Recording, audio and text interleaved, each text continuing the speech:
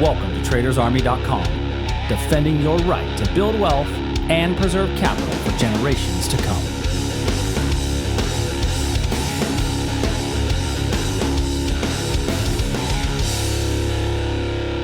Yeah, Monday. Good morning, everybody. Welcome to the Monday morning edition of the Daily Market Commentary. I'm your host, Chuck Fulkerson. I hope you guys all had an absolutely amazing day yesterday, as we're going to do what we do each and every day, taking a look at the same 10 to 12 futures markets from an educational perspective, identifying breakouts and reversals. Let's go ahead and get into it. So the S&P this morning, we are down about 3 points.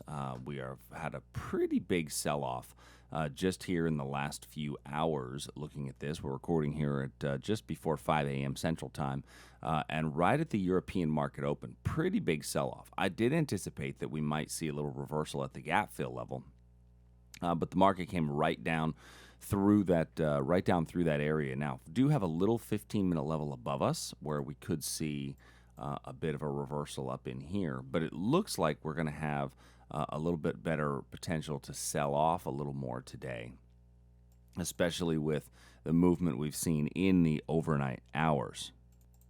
Now, that movement is due to some news out of Europe overall on the lower PMI than expected, and a really big, strong sell-off right there at the European market open. So now, looking at this, if we slide to the 15-minute chart, we've got a really good catalyst for the move down, and frankly, I think that this becomes a bit of a speed candle, and the origin of that speed candle would be a decent reversal point. So I'm going to wrap my lines around here. I've got it in purple because we're down here on a 15-minute chart as to grab the origin of this move. This would be a decent spot if we reverse up into there. So two levels, kind of one on top of each other for us to look at today. NASDAQ, very similar picture to the S&P, although I like the S&P level a bit better. NASDAQ, I like the level up here a bit better. This little wick over wick below this pivot high. Actually had a trade set up overnight that if we came up into here, we would look for the reversal. Didn't get filled, or had no execution on that position, since the market obviously didn't get to that level. Looking at crude oil. So in crude, we had talked last night in the live trade room about a potential for the breakdown. When I look at this now on a 15-minute chart, I got to be aware of potentially this speed candle reversal right in here. We've just seen a pretty strong move away. Let's keep an eye on this area here for a reversal, and I've got a level up above. So whenever I've got two levels like this that are both in one location, what I typically do is make the lower level a confirmation entry and the upper level a limit entry. Reason being is because that upper level will oftentimes be a magnet for price, and the lower level has a better chance of getting broken. So we have a confirmation entry first, followed by a limit entry. Gold, we rallied up pretty hard in gold as we had a have a decent limit entry here in place. That was on Friday. When the overnight hours, we gapped down, and then it's kind of traded a little bit higher into the overnight sessions, but we're still in between our major levels of both demand and supply. Sliding over to our bonds and currency markets. So in our bonds and currency markets, we were looking at the ZN. So if we come back down and get some basing in here, this would be a decent reversal point, although we have a couple of levels up here as well for potential reversals. We were looking last night at the potentials to reverse somewhere in this region. And as a matter of fact, we saw on the 4-hour, we were actually looking at this little area here for a potential reversal on the 4-hour, and that's right where price is in at this moment. So keep an eye on that one. The Aussie, we have a potential reversal right in here. This little wick over wick level here has not quite gotten to there.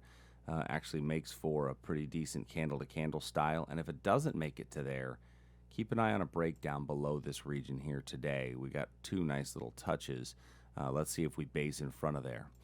Speaking of breakdowns, the euro, this was our level last night. We talked about a potential breakdown. We actually got a really nice breakdown off of that level in the overnights, taking us down to our area of demand. and this area of demand was found last week. So if you're able to catch that breakdown, then awesome, and you got a little bit more than the 3-to-1 reward to risk, and it's moved into the target point here. And now we've gotten a little bit of a move up from here, but not a whole lot. So at this point, if you did get in, I think it would be prudent to keep your 6-candle rule in place. We've already moved we haven't moved much at all from the entrance. I'm a little bit concerned that we're going to get much movement, but if we do, I think that our next supply area, there's one here, one here. I typically, in this case, like the wick over wick as an entrance with a stop above the pivot high. And then the Canadian dollar. We do have a little bit of a demand level down in here. And so very similar price action to the euro with a very recent sell-off. Keep that area in line right there. If you did take the long on this, I am not a huge fan of the price action that we're getting. I would say take your stop, move it to break even at this point, so that you have you've locked in any potential profit. I'm not a huge fan of the price action that we're seeing here. Just too indecisive very early in the trade, and so if you did wind up into that trade, take your stop, move it to break even to protect yourself.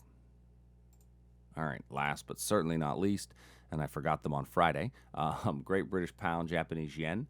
So the Great British Pound, we had a potential breakdown, so we did get a little bit of a move on that breakdown from here in the pound.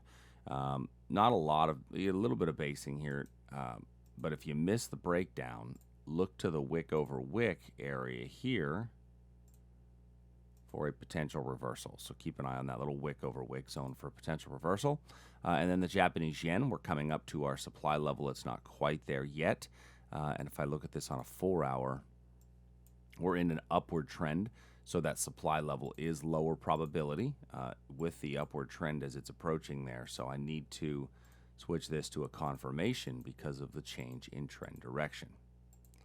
So those are our markets for today. If you have any questions, please send us an email, support@tradersarmy.com. If you guys need anything, please make sure you let us know. And I hope you guys have an absolutely amazing, amazing Monday. And I will see you soon.